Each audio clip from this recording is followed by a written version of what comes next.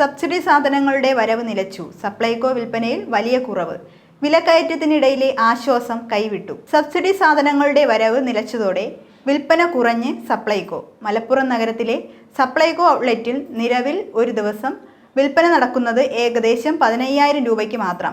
നേരത്തെ ഒരു ദിവസം ഏകദേശം 1 ലക്ഷം രൂപയുടെ വിൽപ്പന നടന്നിരുന്നു. വിലക്കയറ്റം മൂലം പ്രതിസന്ധിയിലാകുന്ന സാധാരണക്കാർക്ക് ആശ്രയമാകേണ്ട സപ്ലൈകോയിൽ 13 സബ്സിഡി സാധനങ്ങളിൽ വെളിച്ചെണ്ണ മാത്രമാണ് നിലവിൽ സ്റ്റോക്കുള്ളത്. നേരത്തെ 4 ദിവസം ഇടവിട്ട് സാധനങ്ങൾ എത്തിയിരുന്നു. വെളിച്ചെണ്ണ, കുറുവ അരി, ചെറുപയർ, മല്ലി എന്നിവയാണ് അവസാനമായി 2 മാസം മുമ്പ് എത്തിയത്. ഇവ 2 ദിവസം കൊണ്ട് തന്നെ തീർന്നിരുന്നു. ഓണത്തിന് മുമ്പ് എത്തിയ അരി വിഭാഗത്തിൽപ്പെട്ട ജയ, മട്ട, പച്ചരി എന്നിവ പിന്നീട് എത്തിയിട്ടില്ല.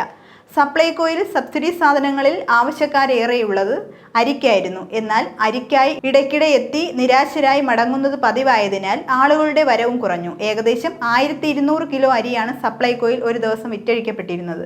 10 കിലോ അരി 5 കിലോ വീതം മാസത്തിൽ 2 തവണയായാണ് സബ്സിഡി നിരക്കിൽ നൽകിയിരുന്നത്.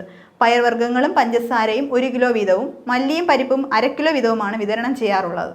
സപ്ലൈകോയ്ക്ക് സാധനം വിതരണം ചെയ്യുന്ന കമ്പനികൾക്ക് നൽകേണ്ട തുക വലിയ തോതിൽ കുടിശ്ശികയായതാണ് സപ്ലൈകോയിലെ സാധനങ്ങൾ എത്താത്തതിന് കാരണം. പണം ലഭിക്കാത്തതോടെ പല കമ്പനികളും ടെൻഡറിൽ നിന്ന് പിന്മാറുകയായിരുന്നു.